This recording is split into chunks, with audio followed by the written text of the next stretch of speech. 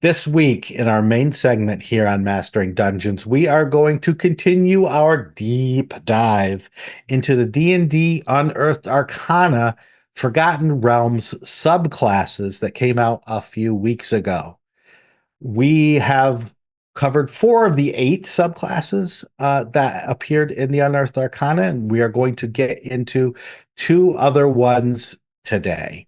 The survey for it is already ended.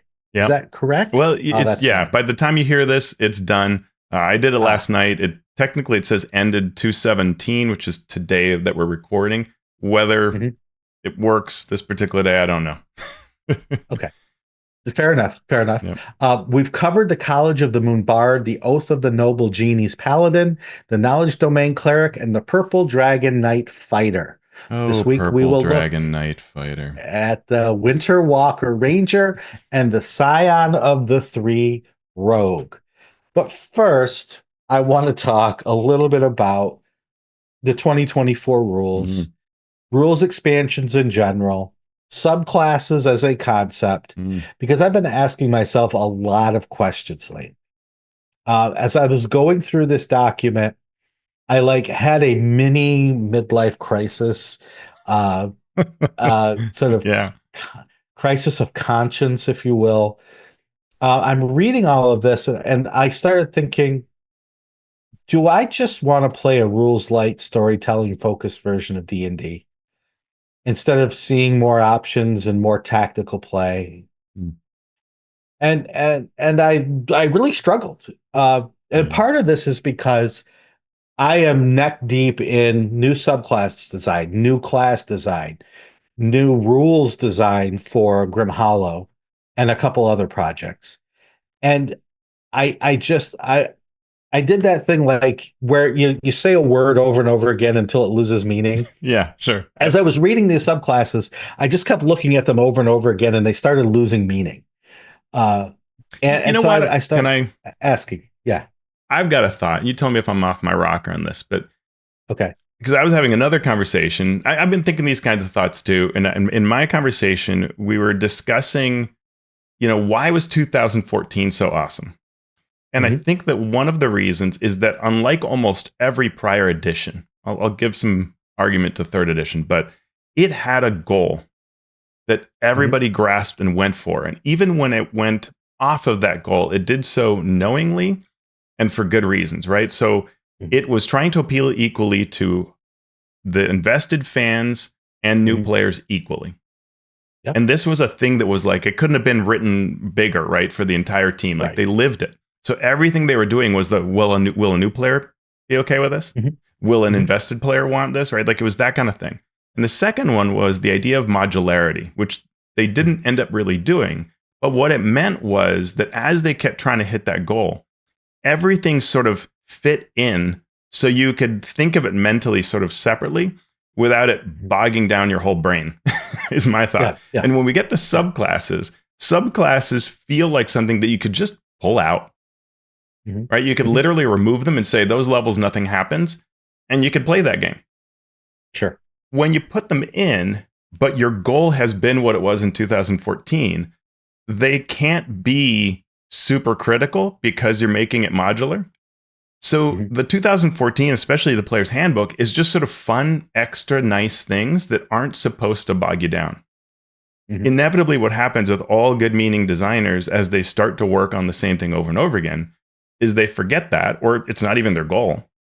And hmm in fact, their goal is make it super awesome and involved and tactical and neat and hmm validate the work you're doing yeah, because you're for not sure, doing the class work. You're doing the subclass work. And now your goals are different. And you're making this be like the deep flavor of omnipresent, whatever, the eldritch horror channeler or the whatever. And so it just becomes a mess or becomes too big, bigger than you may have wanted yeah, it if you zoom yeah. out, right? That makes sense? That is that only does that make sense, Teos. That is where I got to. It is finally, no, it is. It's where I got to. It's like, okay, even if that's what I want, there are other players out there. There are folks who do want this, who want Yeah. this. Then my question became, what do we want from wizards Mm. in terms of things like subclasses? Now you're sounding like Mike Shea, scaring me. Do, do we, oh my God. Let me cover some Do we basketball to do cleanse the palate. do we want these very specific story tied to the Forgotten Realms Yeah. in such a way that they become almost niche?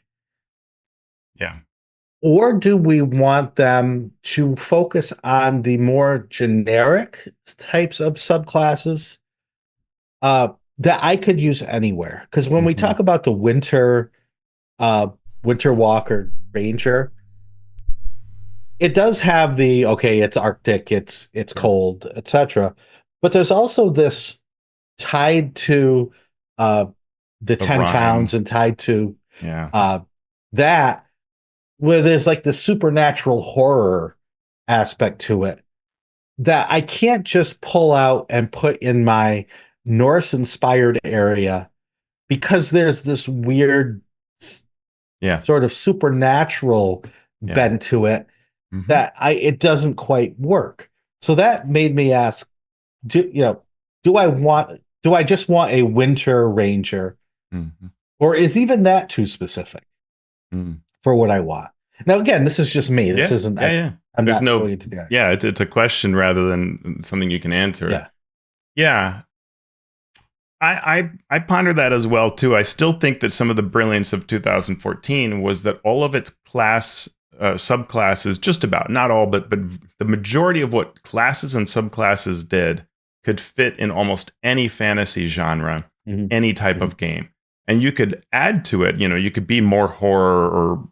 eldritch, cosmic, whatever, or give everybody guns or whatever, but that wasn't there intruding on you when your game wasn't that because it was very flexible, right? And so it's interesting in 2024 when you see, the bandits that carry pistols. Like, Mhm. okay, you're just saying like your average bandit carries a gun. Like, Yeah. what? And it's Mhm. not that it's bad, but it's a different type of approach. And when Mhm. subclasses do that kind of thing too, right? When you bring in the like purple dragon order, now what ends up happening is someone says, well, I want to do that because I want, the mount or whatever. Let's say they like it. And Mhm. you're like, well, okay, well, how is someone from Cormier way over here? Okay, and you can of course do it, but Right. everything's a little stretched, a little Mhm. forced. It's like when you say, okay, you're all in a tavern, who do we have at the table? And someone goes, I'm a Warforged. The next person, I'm a Gnoll, I'm a Revenant. And you're just like, yeah, okay, the townspeople would currently be attacking you or running in Yeah. fear. But Right. let's serve you a Now. round of drinks. Sure. Yeah. Yeah. And the final question that came in this chain was if we only want wizards to make things that we can use in our game, no matter what, no matter where we set it, what is the role of third-party creators, especially as D&D Mm, Beyond is opened up to third parties to work on stuff yeah. Yeah.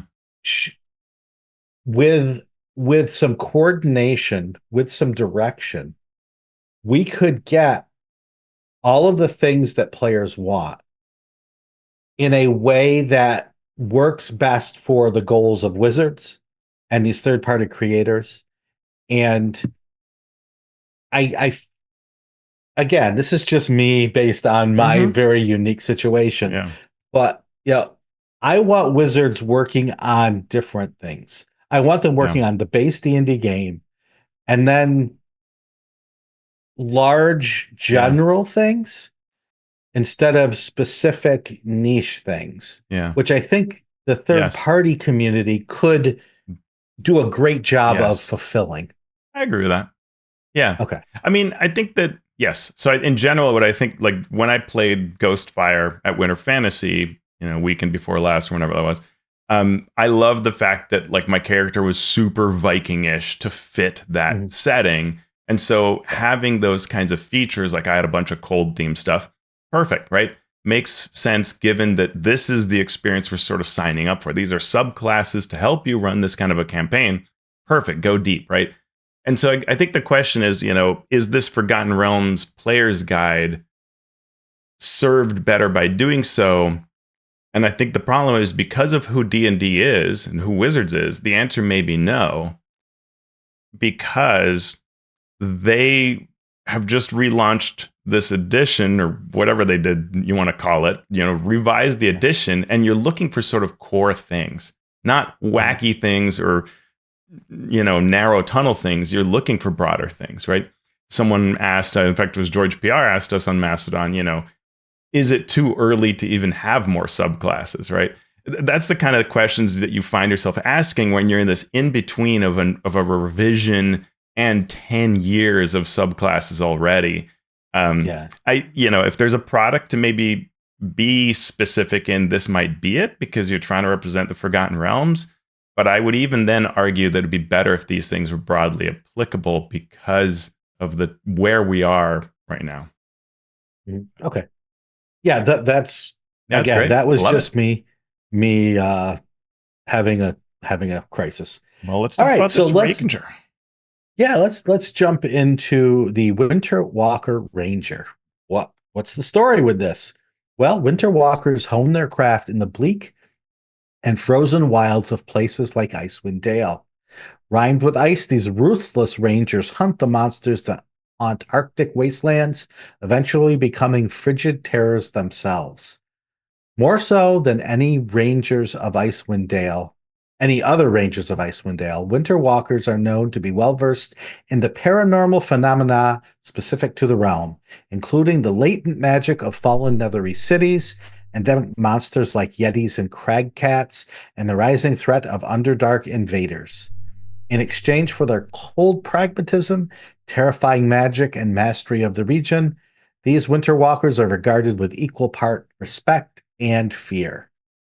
10 town citizens say it is the Winter Walkers' frequent exposure to malignant entities that gives them their fearsome powers.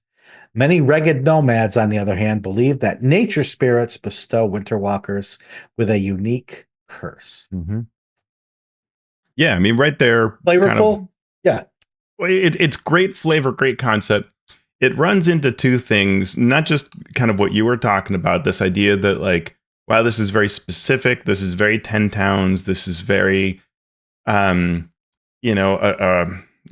horror, whatever is not part of what every campaign would make sense in.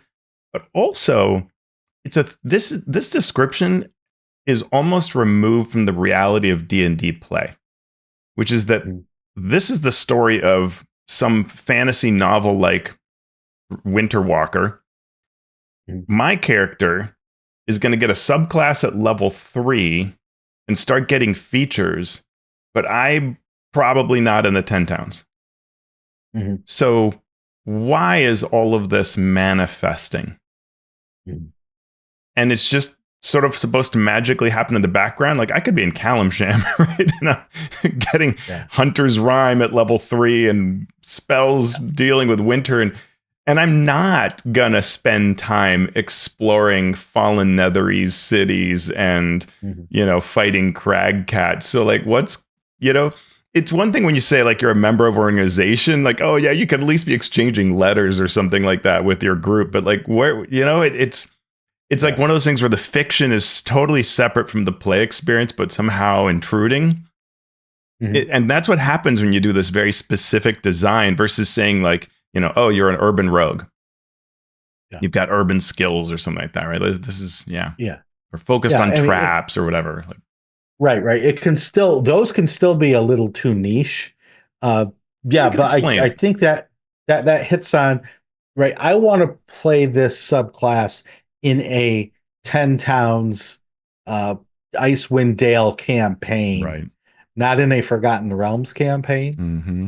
Right? I want the Harper Ranger, yes, not the 10 towns Icewind Dale Ranger, right? Because what they could have done? They could have done the D&D movie, the Harper Bard, right? They could have done the 10 towns barbarian, but not in a way that you have to be there, right?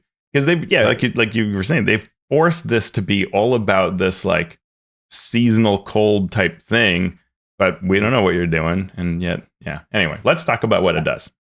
Yeah, and then the features. And so the first thing I did was look and say, okay, do these features only work in, and the features can work anywhere. Mm-hmm. Yeah. So that's okay.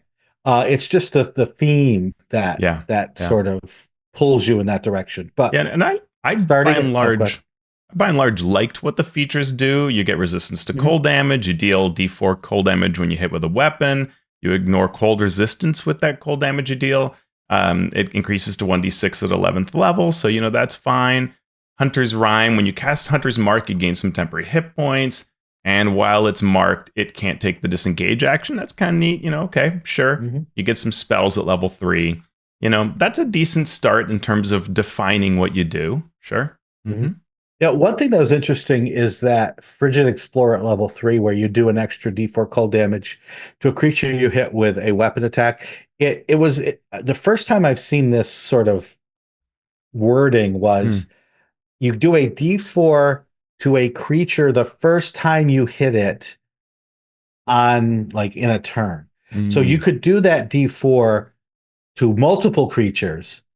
If you get 3 attacks, you could do attack Goblin 1, you do an extra D4, Goblin 2 an extra D4, Goblin 3 an extra D4. But if you took all 3 attacks on the same Goblin, you'd only do that D4 once. There was another thing that's like that in one of the other subclasses too, where I was like, well, this sort of is really asking you to attack multiple creatures. Interesting.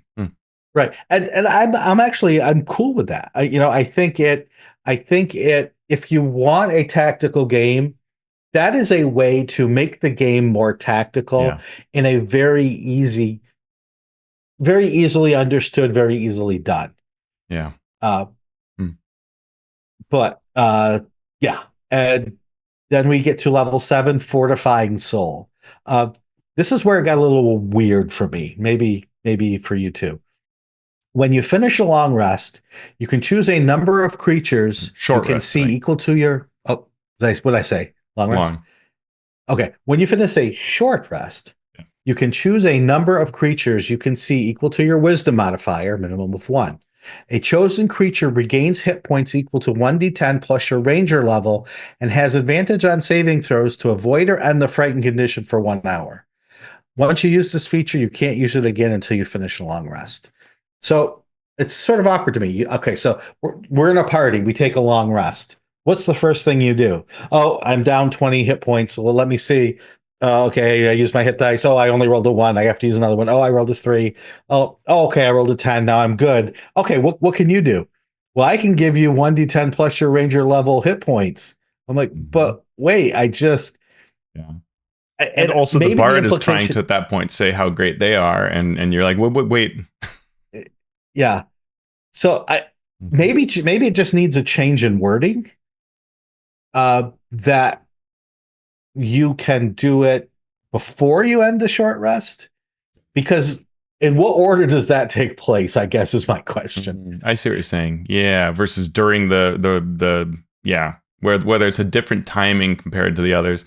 My issue was I missed that part of it. I wasn't thinking about the timing. I was just thinking of the role of this ranger. And while rangers do cast some curing spells and so on, this ranger doesn't seem like it would do that. It seems like it would survive situations. So what I would rather see is something like removing exhaustion or giving, the ability to, if like there's any disease or anything like that they could get another attempt to remove it if it allows one, something like that, right? To represent this sort of like, I can get you through tough times kind of angle.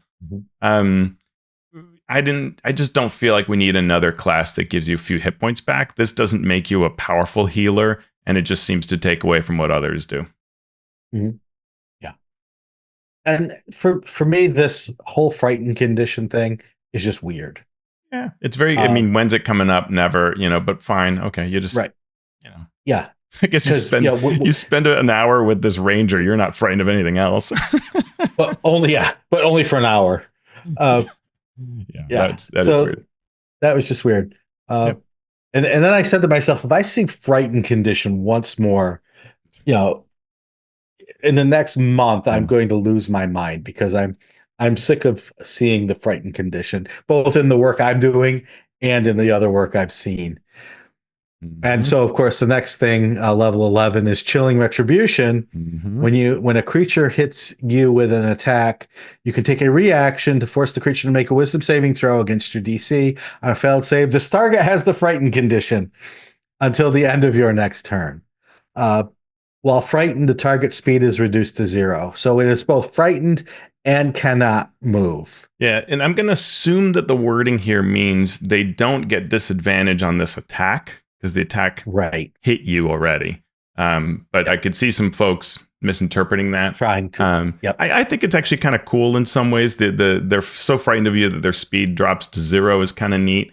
And then future attacks, will be at disadvantage. I think that's fine. You can use it, wisdom modifier times. Yeah, I thought this was fine. I'm not, worn out on frightened the way you are. In some ways, I think it fits the theme here. It's fine. Yeah. Well, I'm going to wear you out on the frightened condition, if it's the last thing I do. But let's get to level 15's Frozen Haunt. When you cast Hunter's Mark, you can adopt a ghostly, snowy form. This form lasts until the spell ends, and while you are in this form, you gain the following benefits. Once you use this, you can't use it again until you finish a long rest or until you expend a level 4+ spell slot, no action required. You have immunity to cold damage. Makes total sense.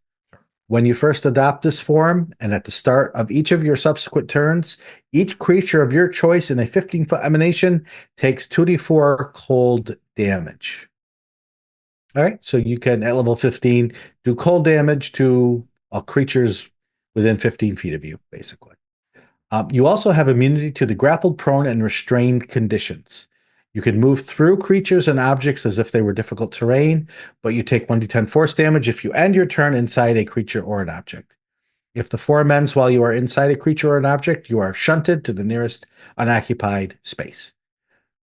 So you become a ghost, a cold ghost. So if we sign off on kind of the supernatural high fantasy type stuff, then I think these are totally cool capabilities. Like they've got a nice amount of tactics, like that incorporeal thing. You could even end in a creature to get another 5 feet and just take the damage penalty for it, to just move forward a little more and be shunted out. You could, position yourself to deal out this cold damage. It's fun tactical stuff. I think it's great. I just in general want subclasses to be less fantastic for this edition. So overall, it's not my super cup of cold tea, but I don't know. What do you think? I'm cool with it. No pun intended, or actually pun definitely intended. And the cold stuff makes sense. And yeah, I have nothing bad to say about it other than a tweak here and there for wording, and I'm done with subclasses. Wow. Yeah. I mean, there are 2 more. Do you want me to just do you want to just be done, and I'll give you a quick take on what I thought, or we do have the road with the sign of the 3 we could do. Yeah, we have the well, continue. I'm not done with them in terms of talking about them. I'm done with them in terms of my brain. Yeah. I mean, they're hard. We've, and someone on our Discord, I think, or in one of the videos said, I left a comment saying, it'd be interesting to hear, kind of go back and think about what you think about subclasses in general. And we've said this a bit, but the hard part is just where they fit into a character. When these are a major part of your story, I think the system really struggles with telling that story. And this Ranger is a great example, right? Where you're trying to tell this story of cold and horrors that have seeped in through the cold and the dangers of Icewind Dale. And yet, who knows what your campaign is? And trying to tell that story of who you are at these discrete levels is very difficult, right? So level 15, like that gives you a really good vision of what you're able to do, but you might never get to unlock it, or the campaign might end right after that. And so it's, can you tell these, in the case of the Ranger, like level 3 and level 7 are your most important storytelling bits to Mhm. cement what you're like. And it's really hard to do when they're trying to carry this much story to make it matter. On top of everything else, you may care about your character's backstory and species and all that sort of stuff. It's hard. So I think in some ways, to me, fifth edition is better when it's trying to do less with a subclass story, so that it isn't so jarring to get these little bits Yeah. every now and then. Mhm. Let's jump into the rogue, and then I think Yeah. I might have a little bit more to say Yeah. about all this stuff. I have to find my notes again. That's not my notes. That's my notes. Okay, so what do we have next with the rogue? We have the rogue Scion of the Three. A Scion of the Three draws power from a group of malevolent gods known as the Dead Three. Bane, the deity of tyranny, Baal, the deity of violence and murder, and Merkel, the deity of death. While some rogues of this subclass pledge themselves ardently to those three macabre gods, others find themselves thrust on this path by a curse. Either way, a Scion's power manifests as various occult gifts, as well as an uncanny talent for striking and terrifying foes. All right, so this one, and I like the theme of the other one, Mm-hmm. but as we said, it doesn't quite match. This could be anywhere, right? The gods are everywhere, Sure. so this can follow you around. Yeah, it tells us Baldur's Gate's a big deal, but it gives examples of other places. And yeah, Sure. you could just see these are gods that span the whole place. So sure. Yeah. Mm-hmm. And so what did you think overall of this theme? I mean, first I was surprised they were going there because these gods are super terrible, evil gods that are constantly messing up the world. And so the idea that the rogue in the party is somehow bound to these, like I almost, I wanted a sidebar with the last subclass on like how to play it in a typical campaign. Now I really want a sidebar that says, hey, here's how to work off of this so you don't end up being Cyric, right? Like, how do you make this story work? Maybe we don't. Maybe it doesn't matter. Maybe everybody handles it fine. But it feels like this, powered by team evil while you're on team good is a little, needed something there to address it. For sure. The idea in both of these was an idea of a curse causing this, but doesn't acknowledge that anywhere. Right. It doesn't feel like a curse because there's no drawbacks to it. You only get power from it. You could role play the curse, but So I love that idea. It needs a little work in your campaign to make it actually be a curse. Mm-hmm. We'll look then at each individual level, starting with level 3, where you get Bloodthirst. Sounds like fun. If your sneak attack hits a bloodied creature, the target takes extra damage of the weapon's type equal to half your rogue level rounded up.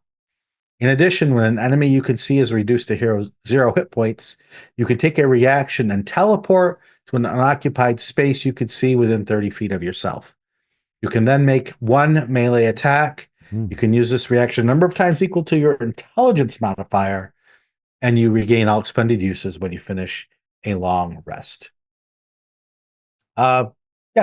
Yeah, I mean, it's cool. That's strong. Getting an extra melee attack is a big deal, but it's equal to your intelligence modifier, so that does cap it. But yeah, if you missed, especially useful if you didn't get to sneak attack for some reason, and now you can sneak attack with that reaction, then that would be a big deal to get that sneak in for your round. Level 3 also brings you Dread Alliance. You choose one of the Dead Three, Bane, Baal, or Merkel. You gain resistance to one type of damage and the ability to cast a cantrip, as detailed in the table below. Intelligence will be your casting ability for this cantrip. And then when you finish a long rest, you can change your choice. Bane resists psychic damage, and you can cast Minor Illusion. Baal brings damage resistance, and you can cast Blade Ward. And Merkel brings necrotic damage, and you can cast Chill Touch. And nothing makes you feel better than you curl up in the campfire and your rogue is choosing which of the 3 to pray to at night. Just imagining that scene every night. Oh, Hey, Merkel. Yeah. So listen, Dear we're fighting ball. undead. We're going to be fighting undead. So I need your help here. A little necrotic resistance would be great. Mhm. Thanks. Yeah. Talk to you later. Bye. Click. Uh, Click. click. Yeah. Hmm. You have to say click Yeah, yeah, you because have there to. are no phones. Uh, I'm okay with that. I'm okay with that. I when I started making 2024 characters to actually use for play, Hmm. and I would, okay, I picked this, I picked that, pick this subclass, pick this, pick that. How did I get? I'm a rogue. How did I get like three spells I can cast? Yeah, yeah. A lot of I'm spell not casting. even. Yeah, Yeah. and now I can take another one. So if I take this origin feat, I get this spell. If I take this, I get this spell, and they might all use different Right. abilities. They might all use different. Um, I, Yeah. Yeah, I've seen a lot of pre-gens recently where the I'm thinking it's not a caster, and then I have spell choice. I'm like, what? Oh, this yeah. gave him a spell. Okay, or this Or subclass is yeah. worse, if you are a spellcaster, and then you have your normal spell list, and Yeah. what are these two over here? Oh Yeah. yeah, I took that background and it's got that origin feat. Hmm. Um, so look, I'm gonna keep going. Okay, level 9 strike fear. Cunning strike is something that you get as a rogue, where you can reduce your Sneak sneak attack. attack dice to put certain conditions on. Yeah. You add terrify to this. If you spend 1d6 less, yes, Teos is laughing already. Guess what? The target must succeed on a wisdom saving throw, or it has the frightened condition Frightened. for 1 minute. And the frightened target repeats the save at the end of each of its turns, ending the effect on a success. Yep. And what I realized at this point, Teos, as I was reading through this Mhm. document, is this game for me personally at this moment is the exact wrong amount of tactic. Mm. The exact wrong amount of things, Yeah. of Well, conditions, of yeah. And I would say the fascinating question to me is where is the hobby as a whole, right? We obviously see the Mhm, success of games like Shadow Dark, but we also mhm, see, 5e doing really well. It's really right. hard to tell. And I would love to have more ways to do that, right? Like, so my kids have grown up. When they were in middle school, I was amazed at how, even with 2014, which was simpler, they would, like the person playing the cleric would just not cast spells, just Mhm, attack with their hammer. And I would remind them that they had spells. And every now and then they'd be like, oh, yeah.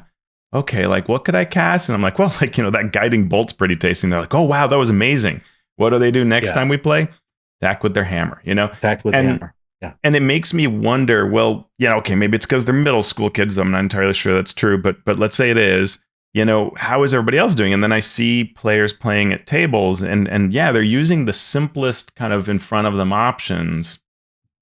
So is this really working? And in a similar way, it's not just D&D with MCDMs, Draw Steel. I wondered how effective we were being compared to what the game expected us to be, because it was a very hard fight. Mhm, Because it's so hard to track all this, it's really easy to go like, hey, well, what if I don't? What if I don't track all these things and I don't super mhm, optimize on my end and I just do this thing? I'll just hit it with my yeah. hammer. Yeah. The Yeah. math says you should die. That's the funny part about it, right? Like this is supposed Right. to all be part of the equation. And Yeah. so we're making trade-offs that this terrifying and the, all these things that we're getting feature wise is a trade-off for what could just be damage or, that some other Mhm, subclass is giving you. yeah. If you don't use it, you're, Right. You're taking a cost. suboptimal. And so as I create with this tool set, Mm-hmm. I realize, well, everything now is do damage and this effect, Mm-hmm. right? And so I have to give that ability with all of these subclasses to do the thing and to have an effect, Mm-hmm. or to have a larger effect if not doing damage, or have an effect on my own party, or have an effect on Yeah. myself as opposed to the monsters. But there are so few of those things to do. There are so Yeah. few conditions that, okay, I need to add a condition. Well, I have this list of 5 Yeah. things, right? And only It's a couple either of them work. Yeah. give temporary hit points, stun, right? Right. Slow, Paralyze. knock prone. You're, But yeah. we can already knock prone Castigate. every round because the fighter has the weapon that has topple. So I feel like this game either needs to go back, which it can't, or it needs to go forward. And you know what I want from Wizards instead of a book of subclasses is a book of 10,000 conditions. And Oh, that's let's double quotable. down. That's great. Let's double down and Uh-huh. let's make this a tactical game. Right? Yeah. Let's do that thing. It Because when is I really think about interesting. You're right. It definitely is as a creator when you're looking at this. If you feel that this is the recipe, then yes, you only have but so many conditions, and it becomes. And I think that's why we saw so many temp hit points. Was because, well, what else? Like, I don't know. right. What kind of candy can I give you? Well, here's candy temps. And you're right. If you start intruding on what the weapon properties do, which they themselves can only do but so many things without jumping out of their narrow bands, then yeah, it further splinters what everything can do. I would say, what do I know? But to me, the Forgotten Realms subclasses should be simple and easy to use. Right? Go back to that 2014 thing. A new player should take to these as well as an experienced one and should have as much fun with them and be as effective with them or very close to it within some narrow band of it. And I think these are too tight a concept. They're trying to go too deep on the lore versus, like you said, Harper, whatever, a Harper version of a Ranger or something that would be just easier to grasp, right? Less of a deep cut and more of a broad stroke. Could probably work, I would think would work better for what this product could do if you're trying to sell it to everybody, which it should be, I think. What do I know? Yeah. Because I'm looking at both of these subclasses and I'm like, they're good. Yeah. I think they're good. They're very good. Yeah. These are things that I would create. Yeah. And I don't want something that I would create. I want something that Wizards of the Coast would create. Yeah. If that makes sense. Yeah. Yeah, well, let me just run through the level 13 very quickly. Aura of Malevolence. At the start of each of your turns, each creature of your choice within a 10-foot emanation takes damage equal to your int modifier minimum 1. It's the same as the type of damage, the same as what you prayed to that night. Damage ignores resistance, which is something the Ranger didn't get. I thought that was interesting. This one's a little, maybe better. Lower damage, but resistance. Okay. Overcome resistance. If you're incapacitated, the aura shuts down. And then at level 17, you are Dread Incarnate. That sounds frightening. Sure. Battle Tyrant. You have advantage on attack rolls against any creature with the frightened condition. So you definitely want to do that earlier. Terrifying. And then if you don't already have advantage. And then Murderous Intent. When you roll for your sneak attack damage, you can treat a roll of 1 or 2 as if it was 3. So it's bumping up your sneak attack big time. I think, like you said, these are great, right? Like I would play this Ranger in terms of its fun factor. I think they do a good job of digging in on their concepts. This is way better than Purple Dragon Knight, right, on both counts. It just is a slightly different kind of game than what I'm looking for. And I mirror your thoughts. I just asked that question of, I don't know what the overall hobby wants. Maybe this really lands with the overall hobby, both new and existing. I'm not sure that it does. I would, if I had to put money on down, I would say that I don't think so, but maybe I'm wrong about it. Yeah, and there's no way of us to find out. Yeah. Well, Shawn, what if I tell you really quickly just a little bit about the Spellfire Sorcerer? Do it. All right. So you and I talked about reading that Spellfire book and Chandrel Cessair, or whatever her last name is, where, she has this magic gift within her and this raw magic. And so this is supposed to be the subclass for a sorcerer that says you somehow have this ability to tap into the raw magic of the weave itself. So again, this is not a mundane concept. This is not like, hey, I'm a sorcerer and, I like combat magic. No, it's some really, you're tapping into the raw weave, something that nations tried to destroy in the novel. Mhm. So what it does is at the level 3, it gives you the ability to, when you spend sorcery points, either boost with temporary hit points to somebody ran within a certain radius of you, or damage something if they fail a save with fire or radiant. The fire or radiant makes it a little more potent because those are pretty useful these days. But yeah, it's an interesting kind of what they're trying to do here. Like, because in the books, Spellfire can heal and can harm, so they're trying to mimic that. They give you a bunch of always prepared spells, and then level 6 gives you counterspell always prepared. And whenever your target fails against counterspell, you gain sorcery points, 1d4. And that to me was like, now I'm really hardwiring that you want to counterspell all the time, which, either your DM is going to have to like, and maybe even to make you happy, put in monsters that actually cast spells, even when they should do other things, or that don't really have spells, but you want to choose the ones that do so that you can be doing this because it's sort of an expectation. So I don't like this in terms of what it's trying to do. What do you think? I would need to dwell on it a little bit longer. Yeah. I like the idea of absorbing things. For me, that's different. That's not you're frightened. Well, it does have the temporary hit points, but that's right. It's interesting. It's doing something different, and so I like the attempt. Yeah. I'm not a huge fan of counterspell in general for reasons that we've talked about many times. So I would rather have it. I would like it to do what it does, but maybe in a different way. Yeah. That's all. Yeah. Yeah, I would have liked it to be something like, number of times per day when you do this thing that's totally part of your subclass, then this happens, or something like that. Something a little more focused on your spellfire versus on counterspell. That kind of seems like it's coming out of nowhere. Level 14, the things that you did before where you could heal somebody with temporary hit, give somebody temporary hit points or deal damage, those go up in terms of their intensity. Fine. That's good. Simple way to do it. Level 18 is then Crown of Spellfire. And as a bonus action for a minute, you can get one of these features that you've got here. Burning Life Force. Once per turn when you're hit by an attack roll, you can expend a number of hit dice. Kind of interesting. Up to a maximum equal to your charisma modifier. Roll those dice, reduce the amount of damage from an attack that you received to be what you rolled plus your sorcerer level. So you can sort of ignore damage by burning hit dice, which I thought was actually kind of cool. I dig that. Make that earlier. Yeah.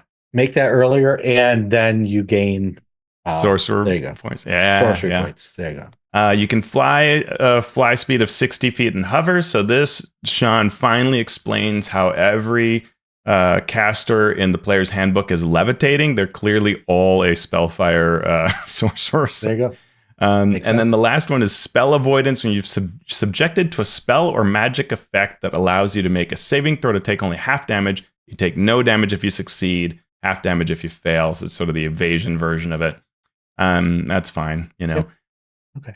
I think I found it to be okay. It's a hard concept to really nail in a subclass for something that's thematically so powerful. I didn't super love, to me, this didn't super feel like true Spellfire, but okay. Yeah. Within the limits of a first edition AD&D themed book. Yeah. And along the same line, Shawn, the Bladesinger, which is the last of these subclasses for the wizard, is one where if like somebody was like, hey, here we're all in the design room, who wants to take the Bladesinger? I would go to the bathroom. Like, not it, like, oh, phone call, gotta go. It's one of my kids is it's Merkel. Yeah.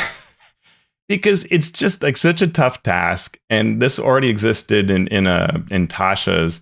And the key thing of it is it's trying to say, be a caster, but attack with your sword, and but under these narrow constraints to fit the lore of one weapon in one hand and not using armor or a shield. And so you get to enter this blade song dance for a minute as a bonus action. And when you do so, you get a bonus to your AC, your Mhm. speed increases, and when you attack with a weapon, you can use your intelligence modifier for the attack and damage. And I'm just like, okay, but if I wanted to be a fighter, I'd be a fighter. And don't I have this spell to cast? And to me, this subclass tried to answer that, but didn't get me beyond that point. So it did say at level 6 you can attack twice, and you can cast one of your wizard cantrips in as one of those attacks. So you're mixing a little spell. But again, like, it just feels like I'm every now and then getting an extra blade attack that I'm not necessarily great at. And yeah, I don't know. This overall had trouble landing with me. Still feels like it's trying to fit a lore that the mechanics don't quite support. Mhm. Yeah. Yeah, it's tough not to make a class like a subclass like this too powerful, Mm-hmm. Yep. because if you give something that's always on, now I'm Right. just a wizard with a huge armor class, Right. which I could Mhm. get to anyway. I just Yeah. have to get there a different way. Uh, or it's not strong enough. Or in order to do what I need to do as a wizard, I need to put myself in danger constantly. Yeah. And again, with a limited tool set at this point, still, Yeah. there's only so many things that you can add to the character before it is just like a monk who has to engage in combat and somehow be strong enough to Mm-hmm. stand up. You could use the barbarian's rage as a model for going into this spell song, Yeah. blade song, Yeah. whatever they call it. So you could model it on that, but you can't have it be the same thing. Uh, Right. so it's Yeah. it's just a It's tough. tough design space, Yeah. trying to do a lot with it, lore wise, fun wise, and balance wise. Yeah. Yeah. Yeah. And I'd really have to play with it to see how it works. My guess is, but just the feel of it just feels like it's trying to explain it by just saying, and hey, you know what? Just get a little extra sword attack in there to try to be your buff, your power. It can do a few other things that you can spend a spell slot to reduce damage taken and things like that. But it's Yeah. it's trying to do a lot. It didn't win You me know what? over You know what I do like hugely. though. Yeah, I like that it works. I'm going to revise my statement now that yeah, I'm thinking about it. I actually like that rather than trying to do this thing and then put this effect and do that, it works at least with the base rules. sure, It is go in there, hit with your sword, and cast a cantrip. yeah, Now the hmm cantrip will likely have effects. uh, so maybe I'm arguing with myself now. Uh, yeah, but rather than you make all these extra choices, it's take an attack and an attack and then cast a cantrip, or do a sort of more basic thing. hmm I don't know. Maybe I'm off. yeah, yeah. I mean, it's interesting. It's one of those things that I mean, I always laugh when the survey says, "Did you actually play test?" I'm like, "What, in the 2 weeks you gave me? No. How would I have done that? Did you give me pre-gens and a scenario to run through? No, so I did not. Yeah, Cool if you would have, but no. it But I is did like, tough. yeah, like a little bit along the lines of what you said. This felt to me something that's more applicable, right? I can say I'm a Mhm. blade singer, and even though they say, hey, it comes from an elven tradition and all this, and that Right. most blade singers are elves, it's something that can work anywhere. It's a little easier concept wise to drop in any campaign, and it's not going to seem weird, right? This is not, I'm the god Merkel. It's, I've Mhm. learned to do this cool trick that fits. Yeah, Yeah. yeah. I agree. Anything else? We covered four We this did it. time, so We good did on it. us.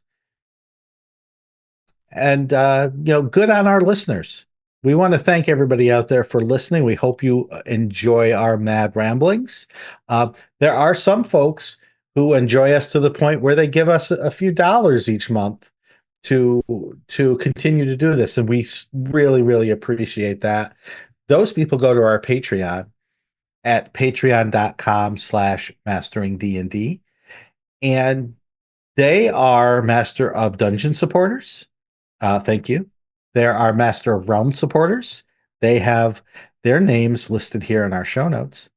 And there are Masters of the Multiverse, and they get a shout out on the show, starting with Z. Walt Winfrey, Zach Types, Chris Webster, Javier Wozniak, Jason Ward from Accidental Cyclops Games, Graham Ward, James Walton, Marcelo de Velasquez, the Valiant DM, Joe Tyler, Therese, Jeremy Talaman of the D&D and TV podcast, Talos the Stormlord, Josh and Liwanika of the Tabletop Journeys podcast, Spark from Dunor Games, Tim Smith, Krishna Simosa, Andy Shockney, Chance Russo at Drago Russo, Runner Rick, Ozymandias Rex, Pugnus, Vladimir Prenner from Croatia, Robert Pasley, Post Fiction RPG Audio, Frog Prince at Tentacles Squelching Wetly, Phil Wirt from Page, the Philadelphia Area Gaming Expo, DT Norris of DT and Dragons, Tom Nelson of the Deck of Player Safety,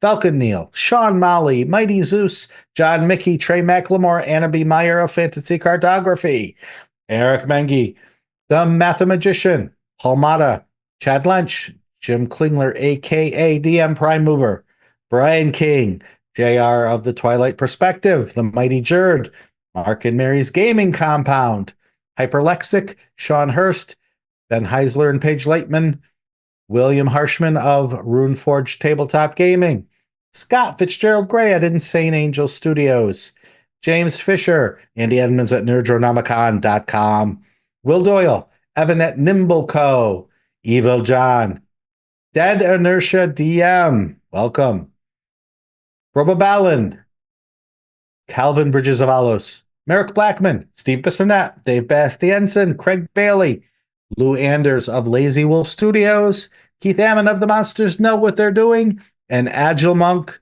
of Fantasy Companion Workshops. Thank you for your support. If you can't support us via our Patreon, that's okay. We appreciate you anyway. You could help us out by going to Apple Podcast or wherever you listen to this podcast and give us all the reviews, all the stars, all the thumbs up. You can do the same thing at YouTube, where you can see our beautiful faces and do the likes and subscribes and the comments and so on. Teos, you are a busy human being. What have you been working on, and where can people find that work? Despite not being as busy as you, I LARP being so. I did release the Blob of Annihilation Tactics because my friends were talking about this enormous pile of goo and how to run it. And what I found is that if you try to say out loud its name plus its attacks, yeah, that's hard. But you can find that on YouTube. You can go to alphastream.org and find all the stuff I do. Shawn, where do I find you? Oh, you can find me on social media, rarely, but at Shawn Merwin on all those platforms. You can also follow the podcast at Mastering DND. And of course, that YouTube channel there for your viewing and listening and smelling pleasure. So, yes, we have gotten through the news. We have gotten through our listener questions, and we have gotten through all of the Forgotten Realms subclasses. So, what should we do now? I'm gonna make the Retired Adventurer subclass, where really it is just stuff like, a Barker Lounger magically appears and you can kick back, and just stuff like that.